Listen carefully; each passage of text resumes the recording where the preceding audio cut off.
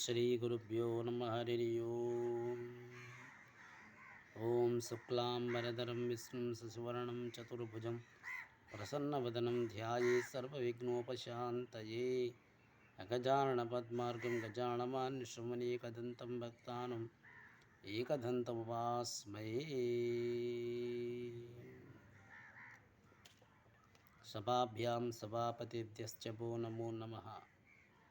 అష్టాదశ పురాణాల్లో బ్రహ్మపురాణం మొదటిది. బ్రహ్మం మూర్ధం హరిరేవ అనే మాట ప్రకారం ఈ బ్రహ్మపురాణం శ్రీ మహావిష్ణువు శిరస్సుగా చెప్పబడింది. నానాఖ్యాతేనస్యాఢ్యం దశో సహస్రముచ్యతే అనగా ఈ పురాణంలో మొత్తం 10,000 శ్లోకాలున్నాయి. ఇది పూర్వభాగం, ఉత్తర భాగం అని 2 భాగాలుగా విభజించబడింది. ఈ పురాణంలో మొత్తం 246 అధ్యాయాలున్నాయి. పేరుకి పురాణం బ్రహ్మపురాణం అని ఉన్నా ఇందులో బ్రహ్మదేవుడికి సంబంధించిన అంశాలు ఉండవు. అత్యధికంగా శ్రీ మహావిష్ణువు గురించి విశేషాలు, కథనాలు ఈ పురాణంలో చెప్పబడ్డాయి. అందుకే ఈ పురాణాన్ని అవి ఉన్న ఇందులో బ్రహ్మదేవుడికి సంబంధించిన అంశాలు లేనప్పటికీ అత్యధిక శ్రీ మహావిష్ణువు గురించే విశేషాలు, కథలు, పురాణాలు చెప్పబడ్డాయి. అందుకే ఈ పురాణాన్ని వైష్ణవ పురాణంగానే కీర్తిస్తారు. ఆద్యం సర్వ పురాణానాం పురాణం బ్రహ్మముచ్యతే. అష్టాదశ పురాణాని పురాణాజ్ఞం ప్రచక్షతే. ఆద్యం అని విష్ణు పురాణంలో శ్లోకం బ్రహ్మపురాణాన్ని ఆది పురాణంగా పేర్కొనబడింది. రాజా శేషస్య మహాత్మ మధికం బ్రహ్మవిధి అన్న మత్స్య పురాణంలో శ్లోకం ప్రకారం బ్రహ్మపురాణం రాజస్ పురాణంగా చెప్పబడింది. వర్ణన, వర్ణశ్రామాలు, ధర్మాలు, మానవులకు ఉత్తమ గతి ప్రాప్తించే మార్గాలు, వాసుదేవ మహిమ, ద్వాపర యుగాంతం, యోగాభ్యాసం, జ్ఞానయోగం, మోక్షప్రాప్తి, విద్య అవిద్యలు స్వరూపం, వశిష్ఠ జనక సంవాదం లాంటి ప్రధాన విషయాలు వర్ణింపబడ్డాయి. విష్ణుస్థుతి. యద్యోయంతే బుధః సమాధే సమయశుద్ధి చ వియత్వే సన్నిభౌ నిత్యానందమయం ప్రసన్నమమలం సర్వేశ్వరం నిర్గుణం వ్యక్తావ్యక్తిపరం ప్రపంచం రహితం ధ్యానేన గమ్యం వివయం తం సంసారం వినాశహేతు మజరం వందే హరిం ముక్తిదం.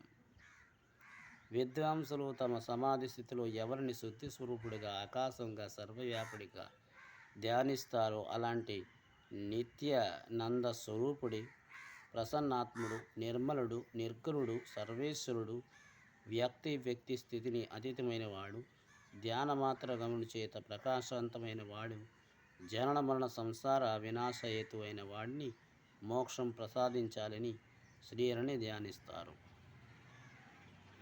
వ్యాసస్థుతి. ఆధారం భూతం విశ్వస్యాయాని అంశం మణీయస్వం ప్రణమ్యం సర్వభూతేస్తు మచ్యుతం పురుషోత్తమం జ్ఞానం స్వరూప మధ్యాంతరం నిర్మలం పరమార్థితి తమేవార్థస్వరూపిణిం భ్రాంతి దర్శన స్థితిం విష్ణుగ్రస్తిస్థం విశ్వస్య స్థితిం య సర్గతతం ప్రభుం సర్వజ్ఞానం జగతమీశం మధ్యమోక్షయం అవ్యహం ఆద్యం సుసూక్ష్మం మసూక్ష్మం విశ్వేశం పరాశరం సుతం ప్రభుం గురుం ప్రణమామ్యం వాక్షామి పురాణం వేద సమ్మతం. ఇది మనకు వ్యాసస్థుతిగా వర్ణింపబడింది. బ్రహ్మపురాణంలో విషయాలు తెలుసుకుందాం. 1వ అధ్యాయం నుండి 20వ అధ్యాయం వరకు వ్యాసుడు స్థుతిలో ప్రారంభమైన ఈ పురాణంలో సృష్టి కథనం, మన్వంతర కీర్తనం, ఆదిత్యుడు జననం, ఆదిత్యుడి కీర్తి, సోముడి జననం, సోమవంశ కీర్తి, పురవంశ వర్ణన, శ్రీకృష్ణ సంకీర్తనం, శమంతక వ్యాఖ్యానం, జంబుద్వీప వర్ణన, పాతాళ ప్రమాణం, నరక వర్ణన వంటి ప్రధాన విషయాలు చెప్పబడ్డాయి. ఇదే పురాణంలో 20 నుండి 40 అధ్యాయాలు. వీటిలో సర్వతీర్థ మహత్యం, భరతవర్షం,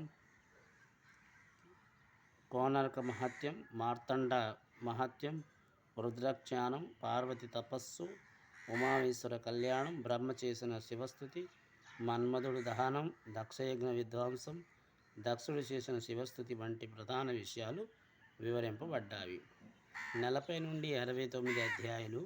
వీటిలో ఏకమ్ర క్షేత్ర మహత్యం, ఉత్కళ క్షేత్ర మహత్యం, అవంత వర్ణన, పురుషోత్తమ క్షేత్ర వైభవం, ప్రతిమ నిర్మాణ విధానం, పురుషోత్తముడు వర్ణన, మార్కండేయుడు మరి అకుటు చూడడం, మార్కండేయుడు చూసిన ప్రళయం, పంచతీర్థ మహత్యం, నరసింహ మహత్యం, శ్వేతమాధవ మహత్యం, సముద్ర స్థాన విధి, కృష్ణానది స్థాన మహత్యం,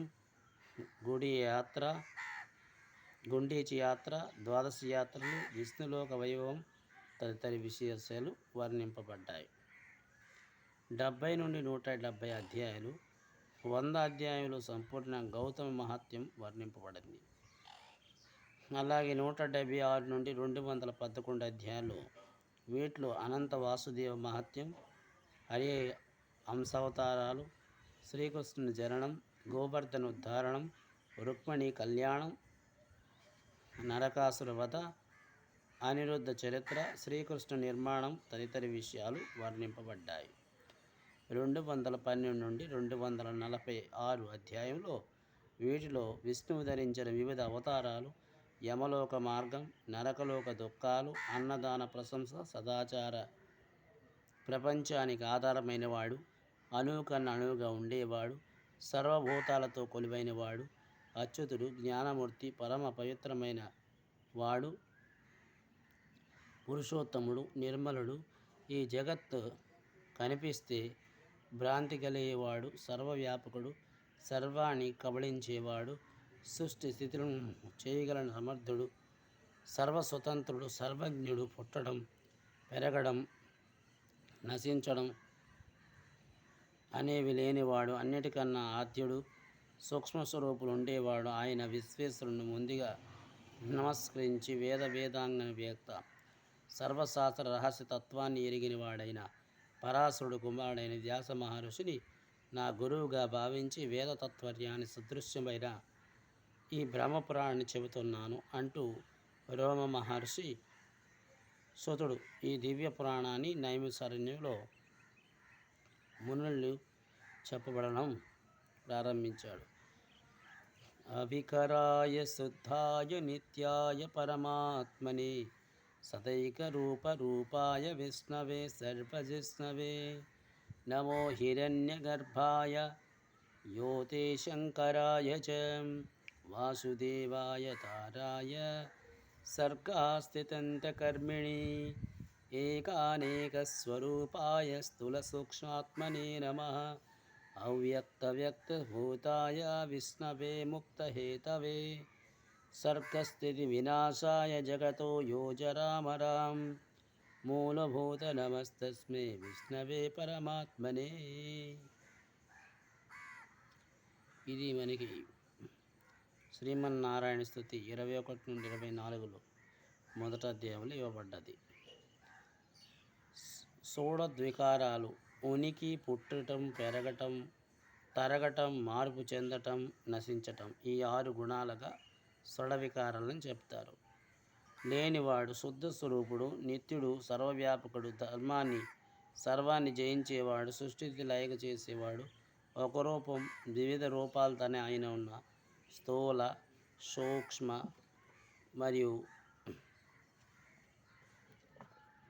ధరించేవాడు, వ్యక్తి స్వరూపుడు, ముక్తిని ప్రసాదించిన, జగత్తును నిర్మించిన, పరిపాలించేవాడు, వాక్యార్థం లేనివాడు, మరణం లేనివాడు, సర్వాన్ని మూల బీజమైన ఆయన విష్ణు పరమాత్మకు నమస్కారం.